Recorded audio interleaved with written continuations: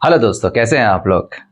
आज मैं लेकर आया हूँ आप लोगों के लिए टॉपिक जो एग्जाम में हम लोग आंसर सीट फील करते हैं। तो हमारे जो क्वेश्चंस होते हैं उन क्वेश्चंस के आंसर्स हमें प्रॉपर वे में कैसे मेंशंस करना है और उसी के साथ उन आंसर्स से हमें हाईएस्ट ज़्यादा से ज़्यादा मार्क्स कैसे गेन करना है। ओके, सो बेसिकली होता क्या है कि जब भी हमारा कोई क्वेश्चन हमसे पूछा जाता है एग्जाम्स में, तो उस एग्जाम्स में क्वेश्चन के लिए सबसे पहले आप लोगों को क्या करना पड़ेगा, उस क्वेश्चन की जो भी आप लोगों को क्वेश्चन गिवन है उस क्वेश्चंस की क्या होनी चाहिए, डेफिनेशंस आपको पता होना चाहिए। क्या होना चाहिए? डेफिनेशंस पता होना चाहिए। सो गाइस, बेसिकली यहां पर आप लोगों को सबसे पहला पॉइंट स्टार्टिंग ही आप लोगों को करना है, चाहे कुछ भी पूछे आप लोगों से, सबसे पहले आप लोगों को आइडेंटिफाई करना है, उसकी क्लेरिफाई कर दो कि डेफिनेशंस क्या है। अगर आप लोगों ने definitions as it is mentions कर दी तो मिनिमम डेफिनेशंस जो है वो कितनी है, 1 है, और मैक्सिमम आप लोग मेंशन कर सकते हैं 2। चाहे आपसे क्वेश्चंस में पूछे या ना पूछे, कहता है कि first impression is a last impression. तो यहां पर सबसे पहले कोई भी आंसर्स अगर आप लोग फील कर रहे हो,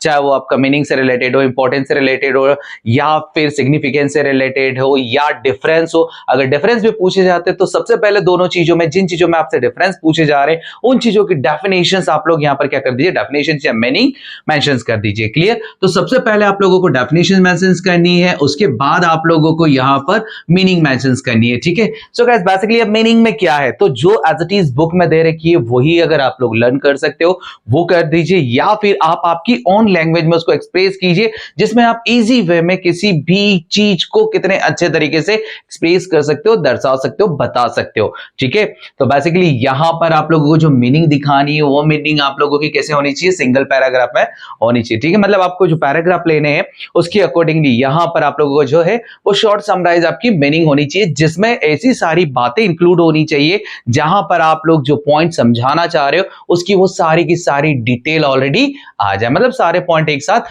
कवर कर ले। ठीक, उसके बाद नेक्स्ट हम लोग यहां पर जब आएंगे तो थर्ड पॉइंट आप लोगों का जो आएगा वो ये है कि जो चीज आप लोगों से पूछी गई है उसको बताना है अब आप लोगों को। ठीक है, सो बेसिकली अगर कोई क्वेश्चन आता है आप लोगों का कि आप लोगों को मैनेजमेंट के टाइप्स एंड फंक्शंस एक्सप्लेन करने, तो टाइप्स एंड फंक्शंस की अगर बात की जाए तो यहां पर सबसे पहले क्वेश्चन हमारा क्या है, मैनेजमेंट है। तो मैनेजमेंट का डेफिनेशन हम लोगों ने एक्सप्लेन कर दिया, देन उसका मीनिंग एक्सप्लेन कर दिया। तीसरा आप लोगों को करना है जो चीज आपसे पूछी जा रही है उस चीज को बताना है। जैसे अगर हम लोग यहां पर देखें तो अगर टाइप्स की बात की जाए, ठीक है, तो टाइप्स अगर आपसे पूछे जा रहे हैं तो टाइप्स लिखने के बाद डायरेक्ट आपको पॉइंट वाइज करके, जस्ट लाइक आपने यह पॉइंट नंबर 1 मेंशन किया और उसकी उसी के आगे एक्सप्लेन नहीं करना है। ये प्रेजेंटेशन में थोड़ा सा आपको चेंज करना पड़ेगा। यहां पर जब आप लोग टाइप मेंशन कर रहे हो तो टाइप्स में point number 1, then point number 2, then point number 3, इस टाइप से, या फिर आप कुछ भी उसमें इनोवेटिव करके या क्रिएटिव करके, जितने भी टाइप से, जितने फंक्शन से, जितनी एक्टिविटीज है उन सारी चीजों को क्या कर सकते हैं, अपने अकॉर्डिंगली उसको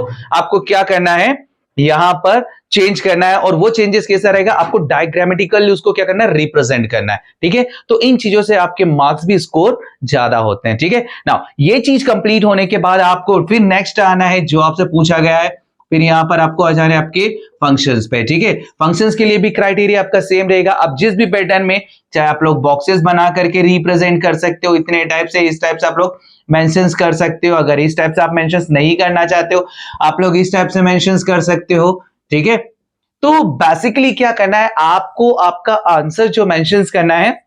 वो आंसर सटीक मेंशंस करने के साथ साथ पॉइंट आपको अच्छे से याद होने चाहिए, और उन्हीं पॉइंट्स के बिहाफ पर जब आप लोग रिप्रेजेंट करेंगे विद डायग्रामेटिकल, किसी भी वे में बना दीजिए। अब जरूरी नहीं है कि आप ये डायग्राम बना रहे हो तो होता क्या है कि अब इसको कलरफुल किया जाए, ये किया जाए, ऐसा कुछ नहीं करना है। आपको blue and black pen use कर करके क्या करना है, आप दोनों चीजों को अच्छे से रिप्रेजेंट कर सकते हो। यहां पर आपको याद रखना है कोई भी ऐसी पर्टिकुलर चीजें आपको मेंशन नहीं करनी जो आंसर से रिलेटेड ना हो। जो क्वेश्चन आपसे पूछा जा रहा है उसी से रिलेटेड आंसर मेंशन करना है। अगर आपको आंसर्स आता है बहुत अच्छी बात है, और नहीं भी आता है तब आपको क्या करना है, उस पर्टिकुलर थिंग से रिलेटेड पॉइंट आपको मेंशंस करने हैं। ओके, नाउ यहां पर इररिलेटेड चीजें कोई भी नहीं करनी है कि आप एग्जाम्स अगर दे रहे हो और एग्जाम्स में कुछ जैसे बच्चे कुछ करते हैं तो उसमें क्या रहता है कि भाई सीधी सी बात है, जो क्वेश्चन पूछा गया उसका आंसर्स ना लिखते हुए कोई और आंसर्स मेंशन करे, तो इस टाइप की एक्टिविटीज बिल्कुल भी ना करें क्योंकि उसके मार्क्स बिल्कुल भी नहीं दिए जाते। यहां पर थ्योरेटिकल्स की तो ये बात हो गई है कि आपको आपका आंसर जो मेंशन करना है वो किस टाइप से, तो सबसे पहले कुछ भी पूछा जाए डेफिनेशंस आपको पता होना चाहिए, दूसरा आपको उसका मीनिंग पता होना चाहिए, तीसरा जो आपसे पूछा जा रहा है चाहे वो टाइप्स हो, फंक्शंस हो, इंपॉर्टेंस हो, ठीक है ना, या उसकी मेथड्स वगैरह हो, तो ये जो चीजें आपसे पूछी जा रही, इन चीजों को एक्सप्रेस करने के लिए अगर आप लोग इस टाइप से थोड़ा सा डायग्रामेटिकल उसको क्रिएटिव करेंगे तो वो बहुत अच्छा सा लगेगा भी, और सामने वाला आपके जो मार्क्स हैं वो काटेगा भी नहीं। ओके, तो क्यों नहीं काटेगा भाई, सीधी सी बात है, सारे पॉइंट उसको एक नजर में मिल जाएंगे, अंदर आपने डिस्क्राइब किया उससे कोई फर्क नहीं पड़ता। ओके ना, अब यहां पर जब हम लोग बात करते हैं, यहां जब हम लोग हमारा रहता है तो पहला हमारा थ्योरेटिकल होता है, ठीक है ना, और दूसरा हमारा होता है numerical. Okay guys, so basically theoretical paper और न्यूमेरिकल्स पेपर, जब न्यूमेरिकल्स पेपर्स आते हैं तो उसमें थ्योरेटिकल भी इंक्लूड होता है, लेकिन न्यूमेरिकल्स के लिए याद रखिएगा न्यूमेरिकल्स आपको सारी उसकी मेथड अच्छे से आनी चाहिए। दैट्स मीन उसकी जो प्रोसेस है, उस प्रोसेस को आपको बहुत अच्छे से, इसकी प्रोसेस जो है, ठीक है, इसको न्यूमेरिकल्स को कैसे सॉल्व किया जाता है, इसकी मेथड्स क्या है, इसके फॉर्मूलेस क्या है, ठीक है, और ये सारी चीजें आपको जो भी है, ठीक है ना, तो ये सारी चीजें आपको आनी चाहिए। अगर ये चीजें आती तो आपका न्यूमेरिकल जो है आपको 100% मार्क्स देकर के जाता है। थ्योरेटिकल में कभी भी आपको 100% मार्क्स नहीं मिलते, कहीं ना कहीं एक या आधा नंबर आपका काट ही लिया जाता है। लेकिन अगर आपका आंसर एग्जैक्ट है और आप इस टाइप से अगर उसको रिप्रेजेंट करके, थोड़ा सा एक्सप्लेन करके, इनोवेटिव तरीके में अगर रिप्रेजेंट करेंगे तो गाइस जाहिर सी बात है आपके बहुत अच्छे उसमें मार्क्स कवर होंगे। जहां पर स्टूडेंट्स को 50% मार्क्स मिलते हैं थ्योरेटिकल में, जैसे अगर